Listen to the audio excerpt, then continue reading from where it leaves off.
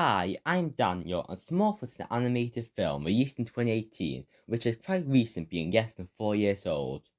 It's by Warner Bros. Animation, who had a decade without making films from revived with the Lego movies. Three of them, I know what I said, are funny, well-written and amazing movies that I need to talk about at some point. First Lego movie goes over some similar themes to Smallfoot.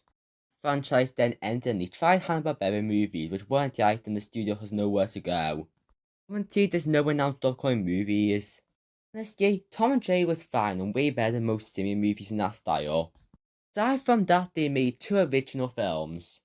2016 gave us Stuck. It is a good film, but it's too wacky that part of the stories fall apart. Funny enough, and it's too forgotten, but I'm not going to be defending it strongly. 2 years later, there's Smallfoot, which still has some of the antics like Stuck, but tells a deep story with it. So much that I decided to call it an underrated masterpiece, which is the third film I used that title to describe. To use terms you don't need to take it too seriously, but I think it's deserved for this. Mainly a format of videos having two parts, with the first being other stuff. So, review analysis videos are back. It's been 4 months since the asked some kids more to make these younger videos. But I do have a lot of ideas for this style. They might become the main series on this channel. This was young intro to a young video, so let's just get into Smallfoot. The story in its most basic description is reverse Bigfoot, which is somewhat interesting. The audience perspective, we know about the stones in Smallfoot, causing dramatic irony. The pacing seems quick at first, but it works so we don't really need a young start. Enough information is given, and it knows to take time for Migo to take Percy to his home. It's not immediate, there's some scene to make Percy skeptically agree to it. There's no communication in the same language between the humans and Yetis. I often prefer the Ratatouille way or how it'd be hard to only speak visually. The film could have easily had them speak the same language because as far as we know, Yetis aren't real. So it wouldn't be incorrect, but the fact that it doesn't do that adds to it with them not knowing what the other wants. Smallfoot isn't a buddy movie, so it doesn't need to make them best friends. There's some bond, but not really personally, more what it means for the future of their people. They don't directly interact much, and that's what's great in this movie. They work in contrast with Migo's selflessness trying to find the truth, and Percy's selfishness doing it for self-gain. I've heard a lot of people call him unlikable, but I think it's mainly just his voice. He yearns for his original mindset, and the ending shows that with his sacrifice. The talk of greater integrity I find very funny, 'cause I also like to overuse that word a lot. Migo's also a good protagonist who ties the more debate built up. He was very conformed to society and stones, which made it interesting when he found the truth. Normally, Michi will be the main character with her being a princess, having conflict with her father, although it's not mentioned in dialogue like her mother. Billy is the explorer wanting adventure, but it's better that he finds the small foot. Also, the potential romance isn't overdone here. Don't keep our most talk about later, but I like how he isn't really a villain. It's an antagonist, sure, but he calls the debate and it's a complex character.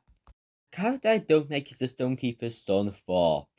Because he doesn't amount to anything. The film tries to build up how he was neglected by his father, but nothing happened and I treat him like a joke. I forgot about him before my rewatch, I'm not surprised. There's also the other three conspiracy theorists. Theme is the annoying sarcastic one who gets left behind later and no one cares, which is funny. Koka and Gwangi are unimportant. This is an example why I don't like groups of characters, that they understand why we need more than Michi. However, there's nothing to them without their own personality. This is one of my main points with the films, because the extra characters are mainly there for a bigger celebrity cast. There's also some smaller roles that work too, like Dorgal. He's Miko's father and also gets conflicted when he realizes the stone is fake. He has his own arc, and while no we don't care about celebrities playing people, I think DeVito does a good job playing a non-comedic character here. There's also Brenda, though the movie likes to think she's more important than she is still a great character. She acts as a voice of reason for Percy, who wasn't going to fake things for profit. The film avoids a cliche. When Percy actually finds Yetis, Brenda believes him where it would normally be a misunderstanding. I think after talking about the characters, the comedy doesn't always work. It's filled with your pop culture reference jokes and others that don't land. There's some that work, even the slapstick humour is done well, and this is coming from someone who doesn't like slapstick. Animation may look a bit weird at first because there's little close-up shots, and it's mostly young and far shots. This makes the Yetis look smaller than they are, which in comparison makes humans look smaller. So, this might be to hide the small eyes to look bad for the humans. Aside from that, there's a big variety of Yeti designs, and it can look incredible. Musical numbers is where the animation truly shines, with very ambitious visuals.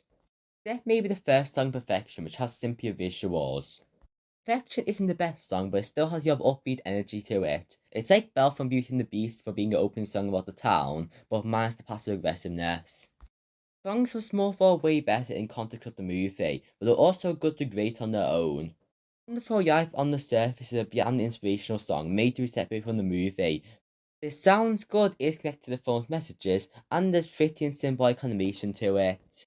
Percy's pressure looks cringe and out of context here, but Ties with Struggle is a cover of the existing song but has new lyrics, and why is the animation trying so hard here? The undeniably best song is Yet a Yai. Music sounds great and it's very atmospheric and chilling with the reveal of the past that I'll go over more later. It's rare for animated movie song to be a full 5 or 6 minutes, but this needs to be the film's best scene. Also, the song's title will carry a double meaning. Yet a Yai means yet to stay the way it was, but also to yet the stone's yai. And there's the end, it doesn't have a dance party, instead having moments of truth in the background. Lyrics fit the context and is soft over the montage. It's a great song that's second best. It's also Final 3, which is a weak song for the credits, but still fine. This is all very young and haven't got to the more debate of Yais from the past, but it mean you will stick with me. We'll get very spoilerific now, so if you haven't seen the movie, I'll recommend watching it first. Yeti culture, as we know in the movie, surrounds a young guy in the stones. They are real to how the world works, what to do, and they should never be questioned. Questioning the stones is seen as total blasphemy. Mammoths held their world up, but when people in the opening song try to ask who's holding up the mammoths, Ego tells the kids they're questioning the stones and we don't do that. It has an authoritarian view and says the pushback question until it goes away. Stone says there's no such thing as a Smallfoot, but one day Migo finds one. He suggests that he saw one and gets exiled for it.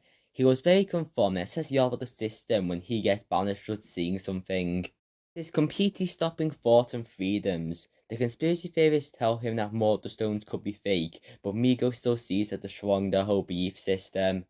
Ichi responds to that by saying it's a way of getting new ideas and everything is much bigger than we know, in the form of singing. It's only about stopping old ideas that go against the creation of new ideas. Migo decides to go down below and brings the Smallfoot back up. Stonekeeper denies the existence of a Smallfoot, but eventually shows Migo the truth behind everything and it begins to change what should happen. Stonekeeper talks to Migo by showing him a secret cave, and the song begins with the music hitting. We find out that many years ago, Yetis used to live down below, but humans were killing them. The levels that they were facing genocide. For a kids and family film, Smallfoot goes into mature and dark territory, doesn't show anything or explain it graphically, but you can still get the point. Doesn't treat the audience as dumb when handling this, also it finally uses the word human instead of Smallfoot. All the stones are fake and made to protect their people, but it's doing so in a weird way. It's your effort to keep all this secret. Is being honest to the people possible, or should the government keep secrets? In reality, your government withhold information to straight up lying. It isn't completely one-sided because people would act irrationally and that's uncontrollable. However, lies aren't the only way around this and it's pointless. Leo's family has to hurt their head daily to have the sun rise, and this accomplishes nothing. Storming isn't just about safety, it's about controlling and brainwashing the people to think a certain way. So, it's not really Stonekeeper's fault since his family lasted so long, he was copying what they did, still being brainwashed himself. In the song, Miko tries to argue they need to know the truth, and then Stonekeeper responds back with a young verse. One line is what's true or not true is in the eye of the beholder. This quote shows how society can try and influence facts in favor of something, presenting the idea of power and control. Right after Stonekeeper asks, do you want to prevent the annihilation, and Miko responds yes. Of course he will say that. The question trapped him so Stonekeeper can say to control the flow of information. It's the only way seen to maintain the order. Protect the eye, protect the village. After that, Migo yells about the Smallfoot being a yak, and they will believe anything because knowledge is power. Well, most will, because the conspiracy Yetis don't. Migo wants peace and deeply cares about the village, and that makes it sad to see him do this, but it makes sense from his perspective. Yai also and how Michi is curious, and the only thing stronger than fear is curiosity. There are great lines in that song, but Yayin just fuels curiosity even more, so she brings Percy home and witnesses them herself. Due to some issues with the piece being involved here, the Stonekeeper comes down as well and throws the stones away, literally at someone. During the years and years of lies and manipulation, they end up having a village meeting where they tell the people, unsure what to do, but they make a decision. They need to do it together. What I find interesting is, in Yet a Yai, Stonekeeper definitely isn't right, but is he completely in the wrong? Humans are savages who could kill the Yetis. It wonder what could happen and now to debate what they should do about it. Humanity already has prejudice, so it'll just be worse towards Yeti, a species that are way more different. This human nature, as it's called, causes thought of how to deal with it. Looking around, Michi realizes that they're scared of them, which is why they attack in the first place. Both fear and curiosity are strong in different ways. They have to escape back to their home, but don't want to be followed or known about.